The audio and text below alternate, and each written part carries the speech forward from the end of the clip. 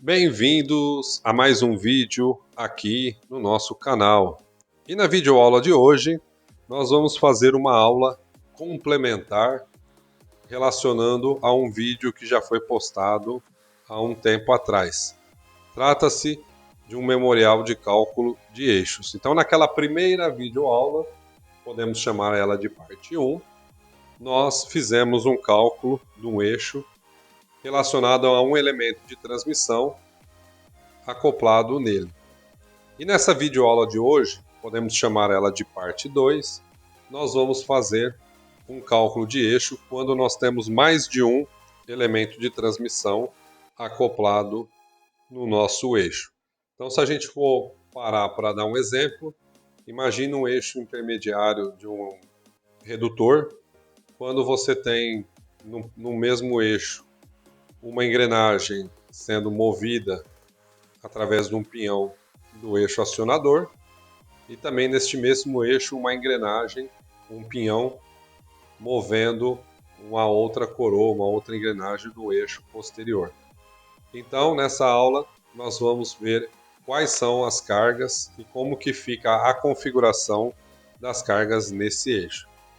Então, bora para o vídeo. Pediria que vocês deixassem o like. Quem não é inscrito, se inscrevesse. E comente para que a gente possa estar engajando e passando esses vídeos, transmitindo esse vídeo para mais pessoas. Então, bora para o vídeo. Então, se a gente pegar aquele primeiro vídeo, a parte 1, nós tínhamos a mesma representação. Naquele caso, nós fizemos um cálculo de eixo, no caso aqui, com um único elemento de transmissão. Então, no caso aqui era um eixo de acionamento. Já nesse vídeo, nós vamos trabalhar com um eixo intermediário, onde eu tenho dois elementos de transmissão acoplada nesse eixo. Então, nós vamos ver quais são as reações que vão acontecer, quais são o posicionamento dessas cargas, para que a gente possa efetuar este cálculo. Então, aqui, como o vídeo anterior, nós colocamos aqui a representação dos dados do engrenamento, tanto do pinhão quanto da coroa. Os dados aqui não estão nítidos, mas nós vamos efetuar o cálculo mais para frente, para mostrar quais são as cargas e como será o arranjo delas no nosso eixo. Então, vale destacar que nós vamos calcular os apoios e dimensionar o eixo desse eixo pinhão intermediário. No caso de um plano vertical, a gente sabe que o engrenamento de dente reto ele possui duas cargas. Uma delas é a tangencial, cuja carga a gente pode adotar ela no plano vertical, e a força radial, no qual ela está num plano horizontal. Então, se a gente for para analisar o plano vertical, a gente tem que as duas cargas, tanto do pinhão quanto da coroa, elas estão no mesmo sentido. Já no caso do plano horizontal, que é composta das forças radiais, a gente tem a força no sentido oposto. Por quê? Pelo simples fato de que a força radial ela tende a gerar um esforço contrário ao engrenamento aqui. Então ela expulsa, ela tenta gerar uma força no sentido do centro do eixo, e a coroa, que é a peça conjugada com ela, ela também gera uma carga no sentido do eixo que é montado na coroa. Já o plano vertical, ele possui o mesmo sentido.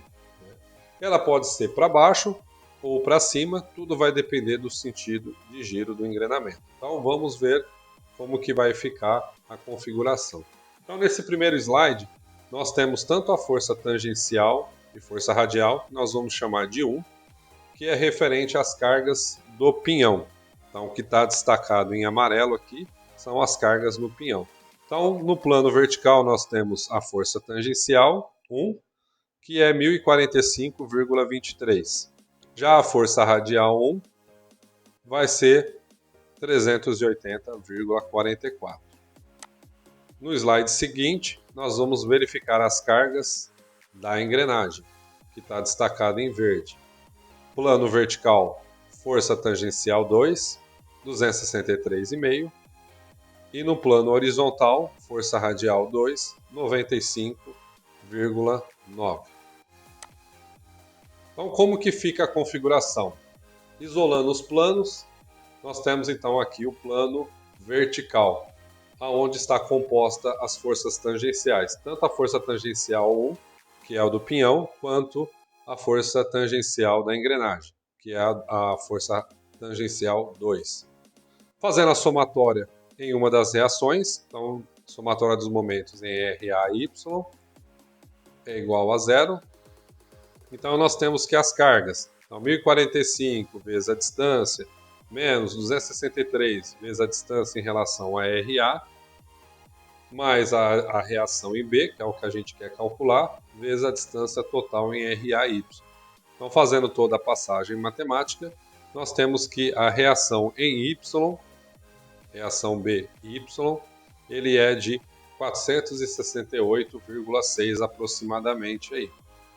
Então, conhecendo a carga em B, somatória das forças verticais, então a gente soma as cargas e subtrai a reação em B, nós vamos então achar a componente RAY, ou seja, a resultante em RA no plano vertical. Então esse foi a análise das forças tangenciais no plano tangencial, no plano vertical. Agora nós vamos fazer o momento em todos os pontos, começando de RAY e finalizando em RBY. Sabendo que RBY é 468,58 e RAY 840,15 aproximadamente. Somatória dos momentos igual a zero. A gente sabe que nas reações, como ele é biapoiado, nas reações o momento é zero e o momento máximo ele está entre os dois apoios, sendo que o momento no ponto 2 é 14.702 e o momento em 3 é 12.651. Então, o momento máximo no plano vertical vai ser o momento 2, onde a gente tem 14.702,57. Então, nós fizemos análise com as forças tangenciais no plano vertical. Agora, com as forças radiais no plano horizontal. Vale lembrar que as forças, como nós vimos no esquema anterior, as forças elas são opostas pela própria construção da engrenagem. Como é um eixo progressivo, é um após o outro, então a configuração das forças radiais ela toma essa característica. Lembrando que a força no eixo é de 380 e na coroa é de 95,9. As distâncias são as mesmas, porque os elementos de máquina de transmissão, tanto num plano quanto no outro, eles estão no mesmo lugar. Então as distâncias permanecem. E aí a gente executa a mesma sequência de cálculo. Somatória dos momentos em RAX, para a gente encontrar o RBX. Então, fazendo toda a passagem matemática aqui, nós temos que RBX é de aproximadamente 73,77 kgfm. Fazendo a somatória das forças igual a zero, então nós temos que a força RBX ela vai ser de aproximadamente 210,77 kgf. É interessante fazer uma observação que quando a gente adota as reações de apoio, geralmente a gente adota um padrão sempre as forças para cima. Dependendo das cargas que você tem, principalmente essa, que é a força radial, dependendo da intensidade dela, pode ser que essa força em RBX seja ao contrário, ou seja, ela teria que dar negativo aqui, ou seja, significa que o que a gente adotou aqui, na prática, ela seria ao contrário, ou seja, ela seria uma reação para baixo que reagiria com essa força. Nesse caso aqui, como não deu uma força negativa, então a gente entende que a intensidade da força perto de RAX ela é maior, e como ela é bem menor, não muito menor, mas ela é baixa em relação à força radial do pinhão, então a gente entende que não foi o suficiente para ter que inverter o sentido dessa reação em B, no plano horizontal X. Então ficou que RBX 73,77 e RAX 210,77. Fazendo a somatória dos momentos, para a gente encontrar o momento fletor máximo, então a gente sabe que o momento em 1 e o momento em 4, que são as reações de apoio, o momento é 0. E que o momento máximo vai estar entre o ponto 2 e o ponto 3. Como se repetiu no plano anterior, o momento em 2 também no plano horizontal vai ser o momento em 2, 3.688,47. Uma vez definidos os momentos máximos em cada plano, nós então vamos calcular o momento fletor resultante dos dois planos. Mas antes disso, vamos calcular também quais das reações ali, ou A ou B, vai ser a maior reação, para depois a gente calcular o rolamento em função dessa carga. Então a resultante em A, fazendo o teorema de Pitágoras, é a somatória das duas reações ao quadrado, extraindo a raiz. Então o RA resultante aqui, 866,18. E a resultante em B, 474,35. Então, observando aqui, o RA ele sofre o maior esforço. Portanto, se a gente for calcular o rolamento, a gente vai utilizar a carga em RA para selecionar. Ah, professor, mas posso usar rolamentos diferentes e usar as cargas para cada caso? Pode, mas é mais comum para quem trabalha principalmente na área de redutores, sempre usar o mesmo modelo de rolamento para os dois apoios. Então fica a critério. Se você for fazer isso, dimensiona pela carga maior, que o outro consequentemente vai estar dimensionado até com mais folga. Agora vamos ao que interessa, que é o momento fletor resultante. Então, o momento fletor resultante é o mesmo procedimento, né? Somatória dos momentos em x e y ao quadrado, depois você extrai a raiz. Então, o momento fletor máximo desse eixo é de 15.158,18. Momento torsor, esse eixo sofre rotação e sofre torção. Então, já especificado anteriormente lá no início do vídeo, 5.968,3. Com isso, nós temos tanto o momento fletor máximo como o momento torsor. E, através dessas informações, a gente encontra o momento ideal, aplicando a formulinha do momento ideal, 35% de momento fletor e os outros 65% a combinação dos dois. O resultado vai me dar um momento ideal de 15.894,36 e com esse valor aqui eu calculo o diâmetro. Então o diâmetro do núcleo do eixo ele é a raiz cúbica de 10 vezes o momento ideal sobre a tensão admissível do material. Considerando aqui a tensão admissível de 1.100 kg por centímetro quadrado, aqui você vai especificar de acordo com o material que você selecionar. Pega a tensão admissível e coloca na fórmula.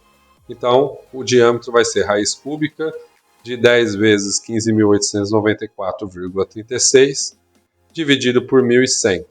Então, vai me dar um diâmetro de aproximadamente aí 52,5 milímetros. Lembrando que esse valor ele tem que ser um valor íntegro, não pode ter nenhum tipo de modificação geométrica nesse valor. Então, se o eixo tiver uma chaveta, se você tiver que chavetar para montar a engrenagem ou pinhão, você sempre mantém preservado o núcleo do eixo com a medida calculada e você aumenta o diâmetro na região que você vai chavetar, de acordo com as tabelas da norma de chaveta. Largura, altura, medida de encaixe no eixo, medida de encaixe no cubo, a distância total aqui em relação ao rasgo do eixo. Então você dimensiona o eixo em função da tabela de chaveta, caso você venha a utilizar chaveta para algum tipo de montagem. E aí nós temos então um eixo intermediário dimensionado. Certo? Então, só vale recapitular que para eixos intermediários ou para qualquer tipo de eixo que você tenha mais de um elemento de transmissão, seja engrenagem, seja polia, você tem que considerar as cargas e a direção dessas cargas, se são no mesmo sentido, se são sentidos opostos, e você faz a somatória dos momentos tanto num plano quanto no outro, para você achar um momento ideal e encontrar o diâmetro do eixo, que é o eixo íntegro. E com as reações, você depois lá pega o memorial de cálculo de rolamento e seleciona um rolamento que dure a quantidade de vidas necessárias que o projeto pede. Se o rolamento daquele diâmetro não for suficiente, você também precisa aumentar o diâmetro para que encaixe um rolamento que dê a vida necessária para o seu projeto. Então esse foi o nosso vídeo de hoje. Espero que eu tenha passado aí para vocês aquilo que é importante para você fazer e executar um cálculo de eixo quando você tem mais de um elemento com cargas. Espero que tenham gostado do vídeo e até a próxima. Não esqueça de deixar o like aí e comentar. E se você não é inscrito, pediria aí, por gentileza, não leva mais do que 2, 3 segundos aí para você se inscrever e estar curtindo todo o conteúdo desse canal. Um abraço e até a próxima. Valeu!